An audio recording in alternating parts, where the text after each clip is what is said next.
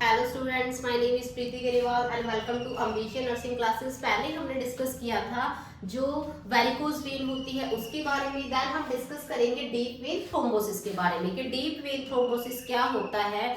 हमारी जो बॉडी के अंदर वेन दो टाइप की होती है, सबको पता है ना, सुपरफिशियल वेन होगी, डीप वेन होगी। ठीक है, तो जो डीप वेन होती है अगर उनका इन्फ्लामेशन हो गया, अगर इन्फ्लामेशन की वजह से वहां पे कोई क्लोट आ गया तो उसको हमने क्या बोल दिया है, डीप वेन थ्रोम्बोसिस बोल दिया है। तो सबसे पहले हम डेफिनेशन को डिस्कस करेंगे। डेफिनेशन में क्या है, inflammation of the deep when. ठीक है, सबसे पहले हम क्या डिस्कस करेंगे, डेफिनेशन। ठीक है, डेफिनेशन में क्या है, inflammation of the deep vein due to thrombosis.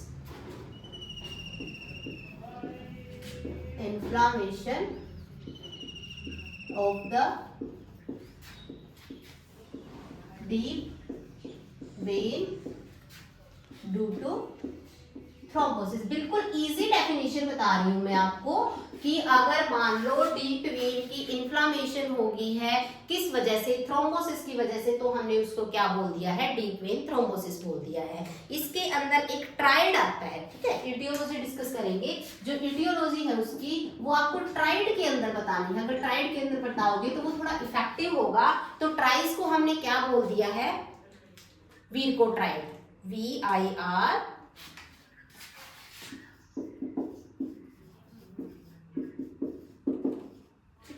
वीरकोट्राइड बोल दिया है हमने। जो वीरकोट्राइड है, वीरकोट्राइड के अंदर क्या क्या होगा हमारा, ट्राइड का मतलब तो समझते हो, जिसके 3 एंगल होंगे उसको हमने ट्राइड बोला है। तो वीरकोट्राइड में सबसे पहले क्या होगा, वेनस स्टेसिस। ठीक है, वेनस स्टेसिस होगा।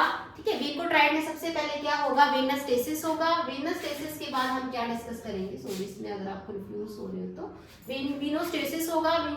वीनोस्टेसिस के बाद हमारा क्या होगा, hyper coagulability of the blood. Blood है वो थोड़ा गाढ़ा हो जाएगा, हाइपर।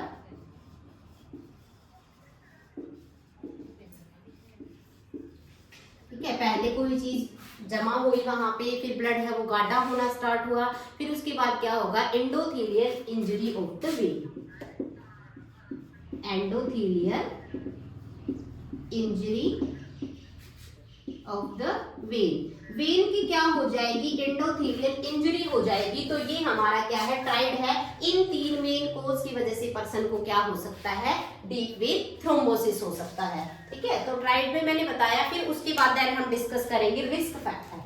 ठीक है, किन की वजह से हो सकता है, रिस्क फैक्टर मतलब पर्सन रिस्क पे है जिनकी वजह से हो सकता है।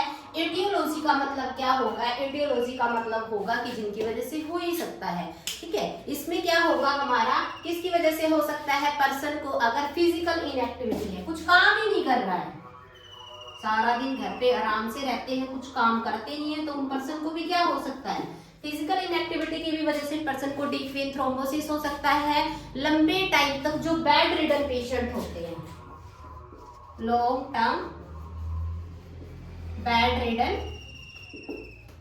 पेशेंट, जो लंबे टाइम तक बेड रिडन पेशेंट है उनको भी हो सकता है ये। ठीक है, कुछ काम करेंगे नहीं लंबे टाइम तक। अगर या पर्सन की सर्जरी हुई है, नॉर्मल चीज है, कोई भी सर्जरी हुई है तो पर्सन कुछ दिन के लिए रेस्ट करेगा, बेड पे रहेगा, कुछ काम नहीं करेगा, तो उसको भी डीप वेन थ्रोम्बोसिस हो सकता है। या पर्सन की सर्जरी में ही आता है LSCS। सबको पता है क्या होता है LSCS। LSCS होता है जब डिलीवरी के जो ऑपरेट होता है, LSCS हुआ है पर्सन का। ठीक है, या पर्सन के अंदर मोटापा ज्यादा है, ओबेसिटी, इसकी वजह से भी क्या हो सकता है, पर्सन को डीप वेन थ्रोम्बोसिस हो सकता है। या पर्सन के अंदर कोलेस्ट्रॉल लेवल ज्यादा है। तो ये हमने क्या डिस्कस किए हैं, रिस्क फैक्टर को डिस्कस किया है कि कौन कौन से ऐसे रिस्क फैक्टर हो सकते हैं जिनकी वजह से पर्सन को क्या हो सकता है, डीप वेन थ्रोम्बोसिस हो सकता है। ठीक है, हाँ डेफिनेशन बताओ मुझे। सबसे मेन होता है कोई भी डिजीज कंडीशन लिखते हैं तो उसमें डेफिनेशन होता है।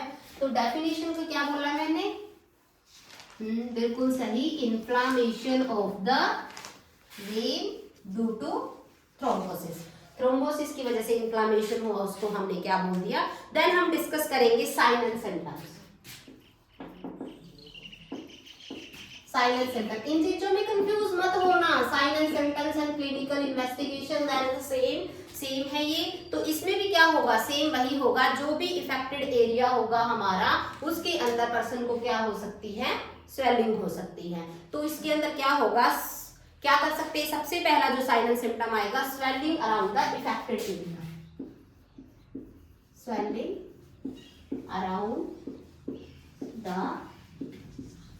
Affected area. जो अफेक्टेड एरिया है उसके अंदर पर्सन को क्या हो सकती है, स्वेलिंग हो सकती है। वहां पे स्वेलिंग की इन्फ्लामेशन के साइन एंड सिम्टम पता है ना आप सबको, हाँ यस बिल्कुल सही बोला आपने। स्वेलिंग हो सकती है, रेडनेस हो सकता है, पेन होगा, ठीक है, और क्या हो सकता है, पेन होगा, और पेन की वजह से क्या हो सकता है, पर्सन को फीवर हो सकता है, वोमिट हो सकता है, गर्म होगा तो मतलब पर्सन को फीवर हो सकता है। तो ये क्या थे हमारे साइलेंट सिम्टम थे, मेन नहीं थे। देन हम डिस्कस करेंगे डायग्नोस्टिक इन्वेस्टिगेशन। बहुत बार पूछा जाता है कॉम्पिटिटिव एग्जाम में भी आपसे कि जो डीप वेन थ्रोम्बोसिस है उसके लिए सबसे मेन साइन हम क्या चेक करते हैं। मैंने बोला साइन एंड सिम्टम कंप्लीट हो गए, किसी भी स्टूडेंट ने ये नहीं बोला कि सबसे जो मेन साइन है वो पर्सन का रह गया। सबसे मेन साइन क्या है इसके अंदर, होमन साइन, ठीक है, ये चेक करके देखना है आपको पर्सन के अंदर कि पर्सन के अंदर होमन साइन प्रेजेंट है या नहीं है। ठीक है, बताओ कैसे चेक करेंगे, लिख रही हूं अभी, वेरी वेरी इंपॉर्टेंट कि होमन साइन बहुत बार पूछा जाता है। होमन साइन में क्या करेंगे, पर्सन को हमने सीधा लेटा दिया है, सीधा लेटाने के बाद क्या करेंगे, हम उसका डोर्सिफ्लेक्शन करेंगे, ठीक है, पर्सन का डोर्सिफ्लेक्शन करेंगे। डोर्सिफ्लेक्शन होगा तो पर्सन, पता ना आपको डोर्सिफ्लेक्शन क्या होता है, जब डोर्सिफ्लेक्शन करेंगे पर्सन का तो लेग के अंदर पेन होना स्टार्ट हो जाएगा। अगर पर्सन के लेग के अंदर पेन होता है डोर्सिफ्लेक्शन पे, that is the Homan sign, उसको हमने क्या बोला है, होमन साइन बोला है। ठीक है, तो ये होमन साइन के बारे में बताया। देन हम डिस्कस करेंगे डायग्नोस्टिक इन्वेस्टिगेशन। डायग्नोस्टिक इन्वेस्टिगेशन में भी 2 पॉइंट तो सब भी सेम है, क्या क्या, हिस्ट्री कलेक्शन करेंगे, उस जो हमारे रिस्क फैक्टर है उनसे रिलेटेड या ईटियोलॉजी से रिलेटेड, और क्या करेंगे हम स्वेलिंग वगैरह चेक करेंगे, किसमें, फिजिकल एग्जामिनेशन में। ठीक है, और क्या चेक कर सकते हैं, सबसे मेन जो है इसमें क्या चेक करेंगे हम, होमन साइन, कि पर्सन के अंदर होमन साइन आ रहा है या नहीं आ रहा, हम वो चेक करेंगे पर्सन के अंदर। तो डायग्नोस्टिक इन्वेस्टिगेशन में क्या क्या बताया है मैंने, फिजिकल एग्जामिनेशन बताया है, और क्या बताया है हमने, हिस्ट्री कलेक्शन बताया है। ठीक है, डायग्नोस्टिक इन्वेस्टिगेशन बता दिया हमने, फिजिकल एग्जामिनेशन, देन और हम क्या कर सकते हैं, पर्सन का कलर डॉपलर कर सकते हैं। ठीक है, आप अच्छे से समझ के करोगे तो आपको समझ आ जाएगा। जैसे कि मान लो वेन की डिजीज कंडीशन है, सब में इन्वेस्टिगेशन है वेन की, वो सब में सेम होगी, पीछे भी किया था ना हमने, कलर डॉपलर चेक करेंगे पर्सन का। ठीक है, जो कलर डॉपलर है ये क्या है हमारा कंफर्मेटरी टेस्ट है। ठीक है, जिससे बिल्कुल कंफर्म हो जाएगा कि पर्सन को क्या है, डीप वेन थ्रोम्बोसिस है। ठीक है, तो मैंने 2 चीजें बताई है इसके अंदर इंपॉर्टेंट, एक तो पर्सन के अंदर confirmatory test of the DVT, that is the colour Doppler, and the confirmatory sign and symptoms of the DVT is the Homan sign. ठीक है, देन हम डिस्कस करेंगे मैनेजमेंट। ठीक है, मैनेजमेंट को डिस्कस करेंगे हम कि पर्सन को अगर डीवीटी हो गया है तो हम उसको कैसे मैनेज करेंगे। ठीक है, बताओ कैसे मैनेज करोगे,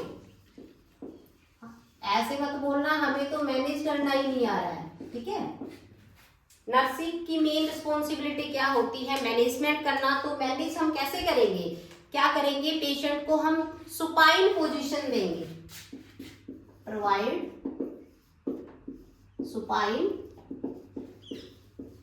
position to the patient. Patient को हमने सुपाइन पोजीशन देनी है। ठीक है, और क्या करनी है, उसके लेग को एलिवेशन करना है। सुपाइन पोजीशन देंगे, उसके लेग को एलिवेट करके रखेंगे, उसको बोलेंगे strict bed rest should be advised.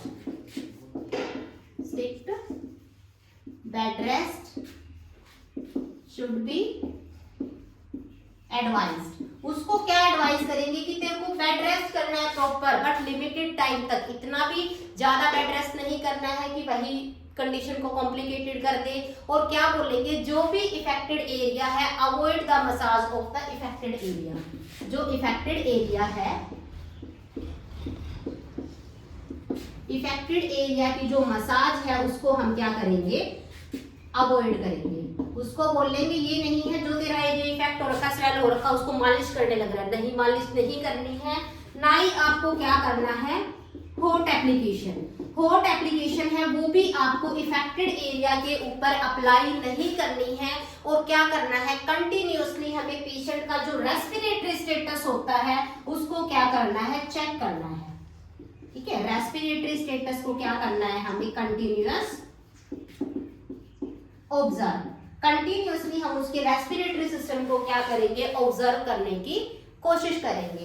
तो ये था हमने जो नॉर्मल मैनेजमेंट बताई। देन हम हॉस्पिटल मैनेजमेंट की बात करते हैं, मेडिकल मैनेजमेंट की बात करते हैं कि जो मेडिकल मैनेजमेंट है उसके अंदर क्या होगा। याद रखना, उसको बोलना है हॉट वाटर बॉटल वगैरह ये चीजें अप्लाई नहीं करनी है, मसाज नहीं करनी है। नॉर्मल जो जनरल इंस्ट्रक्शन होती है पेशेंट्स को हमें वो देनी है। ठीक है, और क्या कर सकते हैं, हम डीएनएस दे सकते हैं। डीएनएस तो सबको पता है ना, 500 ml की जो डीएनएस आती है आईवी, हम पर्सन को वो दे सकते हैं। और हम उसको पर्सन को क्या दे सकते हैं, एंटीबायोटिक इंजेक्शन दे सकते हैं। इंजेक्शन कौन सा देंगे, मोनोसेप्ट्रिक्सोन। ठीक है, मोनोसेप्ट्रिक्सोन जो इंजेक्शन है पर्सन को वो दे सकते हैं हम। ठीक है, और क्या दे सकते हैं हम उसको, और एंटीबायोटिक दे सकते हैं। एंटीबायोटिक में क्या दे सकते हैं हम पर्सन को, अमिकासिन दे सकते हैं इंजेक्शन। इंजेक्शन मतलब सारे आईवी जाएंगे। ठीक है, और क्या दे सकते हैं, अगर पर्सन को पेन हो रहा है तो क्या देंगे हम उसको, डिक्लोप्लास्पीशियम का जो इंजेक्शन आता है हम वो इंजेक्शन दे देंगे अगर उसको दर्द ज्यादा हो रहा है तो। ठीक है, और क्या दे सकते हैं, यस बिल्कुल सही बोला आपने, इंजेक्शन यूरोकाइनेज भी हम पर्सन को दे सकते हैं। ठीक है, अगर ज्यादा लंबे टाइम तक, ठीक है, पर्सन है उसको ज्यादा कॉम्प्लिकेशन ना हो तो हम उसको क्या दे सकते हैं, हिपैरिन भी दे सकते हैं। कल आप मेरे को बताओगे या कमेंट सेक्शन में कमेंट करके बताओगे कि हिपैरिन है वो हम डीवीटी में क्यों देते हैं। ठीक है, तो हिपैरिन का काम बताना है डीवीटी में क्या होगा। ये हमारी मेडिकल मैनेजमेंट थी। कोई भी डिजीज कंडीशन है हम क्या देते हैं मोस्टली पर्सन को, इन्फ्लेमेटरी डिजीज कंडीशन में क्या देंगे, हम उसको एंटीबायोटिक्स देंगे। तो हमने एंटीबायोटिक्स के बारे में बता दिया है आपको। तो ये था हमारा डीवीटी। डीवीटी से रिलेटेड कोई भी डाउट है तो आप कमेंट सेक्शन में कमेंट कर सकते हैं। And thank you so much guys.